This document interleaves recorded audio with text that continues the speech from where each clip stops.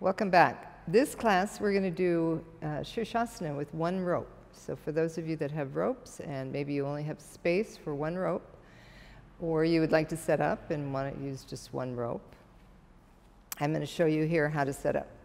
Before we get started, if you want to learn the basics of Iyengar Yoga, I've designed a new course, Foundational Iyengar Yoga. This course is for you if you're a beginner, if you've been practicing for a while and you just want to deepen your understanding, or if you're a teacher and you would like to be more inspired, go back to the basics. So it's a 6-week course, 18 different classes, and you'll be able to go through at your own pace. You can find more details in the description box below. Okay, so I have this rope looped over, and I have this rope tied twice. So here's one knot, and I made it shorter here as well. So it depends on the size of your, how far your rings are, if they're normal standard, or if they're a little higher, or you're quite tall and you need more length. So here I'm making it shorter by pulling that, bringing that rope in, and then pulling it taut. Okay, so now it's already shorter. So here, now I'm going to tie another knot in it. Just a simple knot. And tie it up a little bit higher so that you have plenty of space here.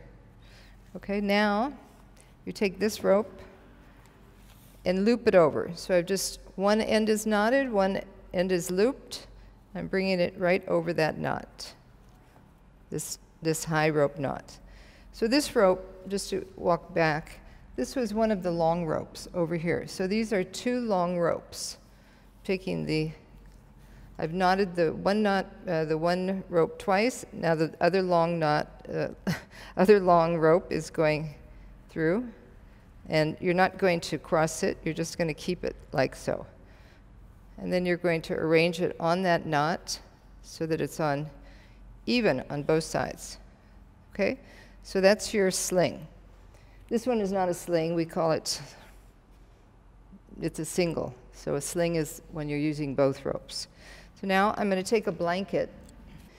All right, I have a blanket here, and I'm going to use that as a skirt. This is the famous Iyengar fashion statement. All right, so now you're going to take this. I have this around my hips so that that rope feels more comfortable. Okay, so now I'm going to take the strap, buckle it up, and then cinch it up so that it stays on my hips. So I don't have to worry about, is the blanket sliding or not? So I'll cinch that up.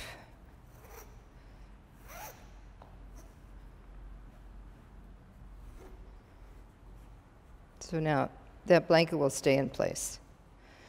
All right, here I have 2 blankets. For when I go down, these ropes put me at about, maybe a foot from the floor.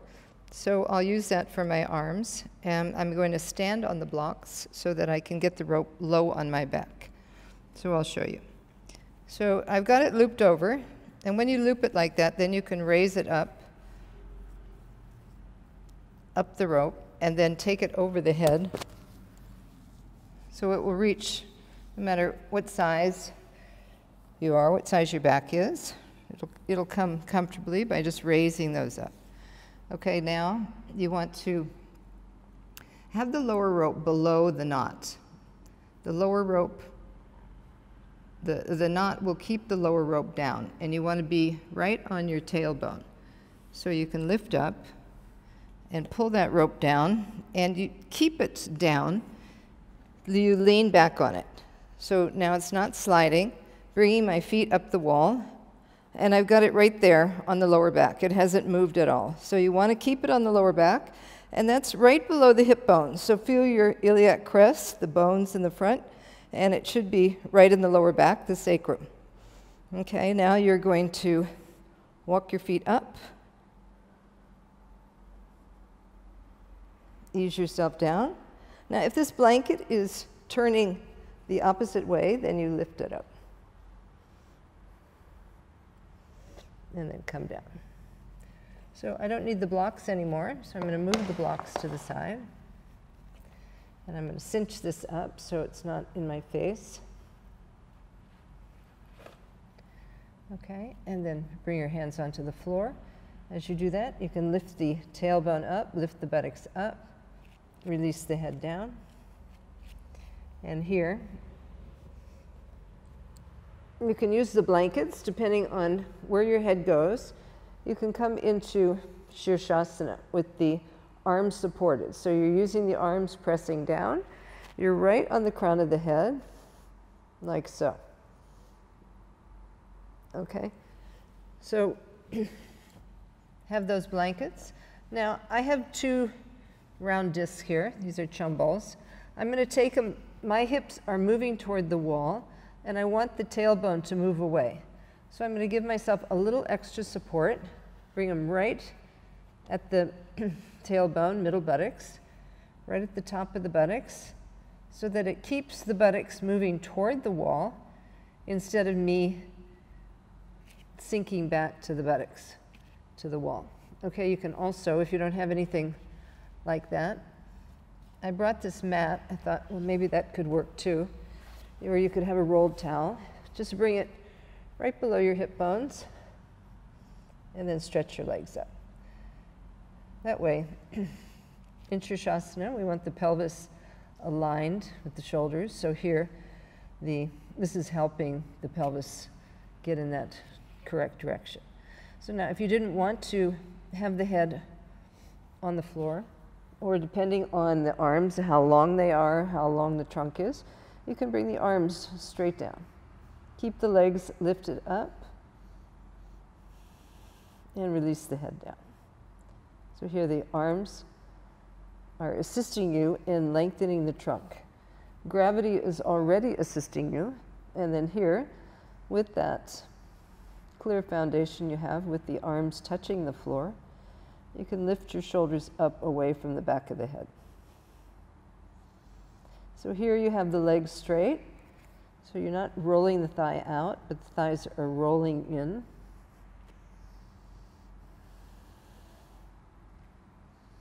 So our inversions are important, and if you have any kind of neck injury or unable to go up into Sirsasana on your own, this is a great way to be in Sirsasana and have many benefits of Sirsasana.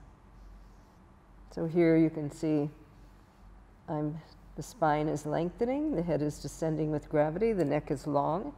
All of the organic body, the intestines, the liver, the heart, there's space there for the flow to move to the organs, the blood flow to the heart, so the heart isn't having to pump so much, and the release of tension in the abdomen. And now we're going to bring the legs into Baddha Konasana, so bring the soles of the feet together. One benefit of having this single rope is that you can keep your legs lifted up together. I'm going to show in another class using the sling, and in the sling, unless you have a slant board, you have to keep your legs in Baddha Konasana or Upavista. So if you have any kind of sacral problem, sometimes this can irritate, but if that's not a problem, this is great. So tailbone is lifting up toward the heels. So consciously do that, even though you have the roll there. Just let the back of the head move down toward the floor. Relax your face, relax your jaw. Breathe.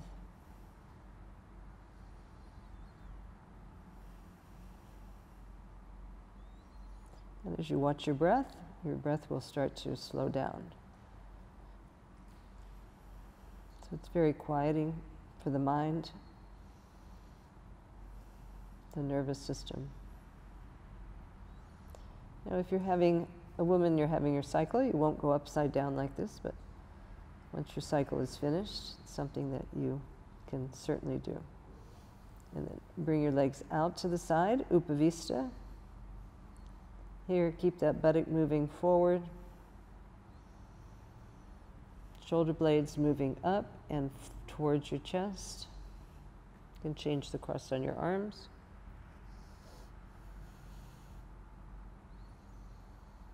Or you can bring the blanket back. Now, I might not need both blankets because I've been here a while. So what you may find is that you've lengthened a bit. Neck is lengthened. Bring your hands onto the, interlace the fingers behind the head like you would in Sirsasana on the floor. And then move your elbows down. So I'm a little bit lifted here. So I'm going to bring that extra blanket here. If I have it under my head, my neck will be a little jammed at this point because I've released. So just making sure you're not jamming the neck by putting some height under your head that's too high. So I got my hands here, pressing the elbows down, lift the shoulders up. And then just allow yourself to be there.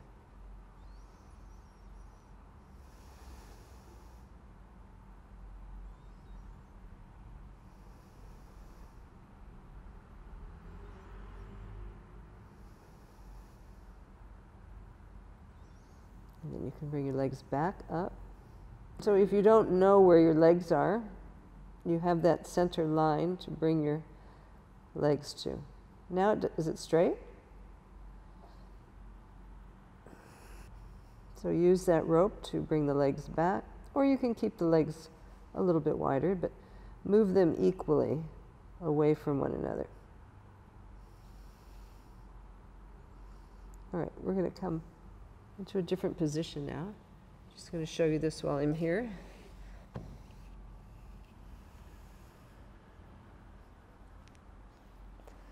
So I'll press my feet into the wall, straighten the legs.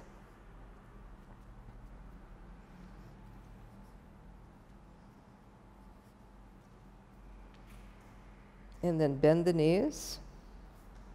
Bring the shin bones to the wall.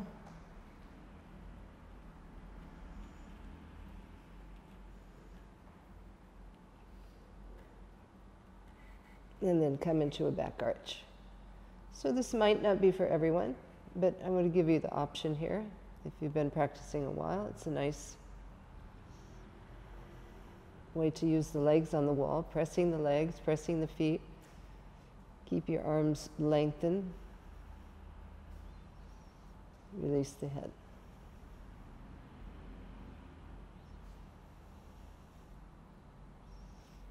And then coming up. Bring your feet back onto the wall. Straighten the legs. And you're going to walk down. Slowly walking one foot after the other.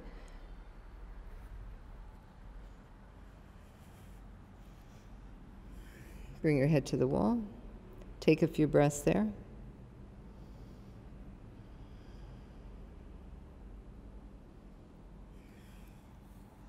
And then you're going to turn. Take that rope up.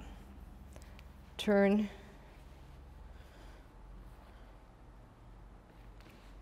Bring the ropes right below those hip bones. Come forward. Bend the knees. Shins on the wall. Feet pressing into the wall. And then take your arms down.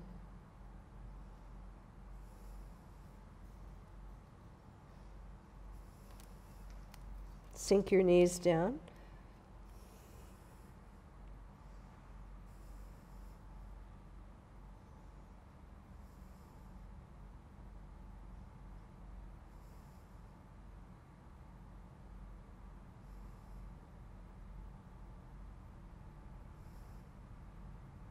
Change the cross on your arms. So the back is moving towards the chest. Back of the head is dropping.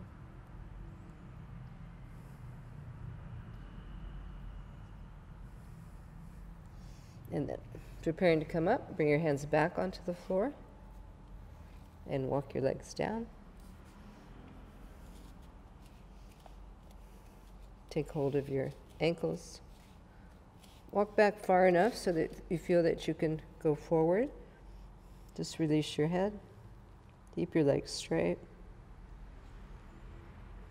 Take a few breaths.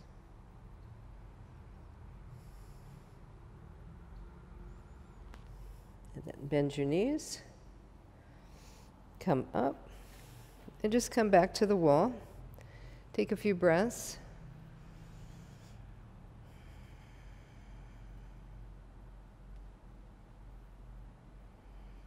Sometimes we turn around toward the wall, but you can stay at the wall that way, or you can turn around and just bring your forehead onto the wall.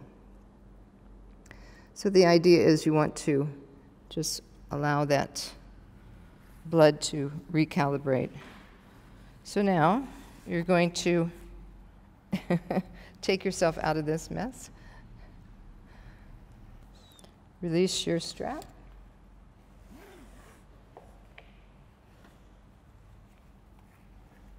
Let that blanket go, and then take that blanket up. And we're just going to take it on the upper back. Lean back, bring your feet forward, and lift your chest. Take your arms up. Buttock moving in. Where we had that roll, move the buttock forward.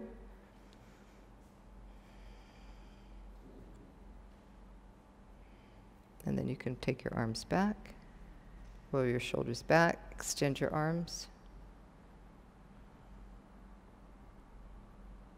Keep the legs straight, and then change the cross on the hands. So the rope is where the shoulder blade is, where the thoracic needs to move forward to get that opening through the chest. And then bring your hands back. Step forward, and then take your rope off, and that's it. Okay, so shown you a couple ways to be in the ropes when you have one single rope, two different knots, and the loop. Okay, so you can see I have these rings here. These are quite big rings, so you might not have as big a ring. That's why I put that extra roll at my buttock, because that ring is there, so I can't really go back to the wall. But if the ring were smaller, you may not need that, but it's a good idea to know the direction of the buttock, the tailbone forward, to keep that front groin open. Okay? Enjoy your practice. Okay, so we did a class that was a little bit different. It's pretty much just a tutorial on how to do a single rope, how to tie the rope, and how to have different positions with your arms and your legs. Still get the benefit of Sirsasana, and be able to do it on your own, in the safety of your own home. Okay? Enjoy your practice, and if you have any questions about it, let me know, and I'll answer those as quickly as I can. Okay? Namaste.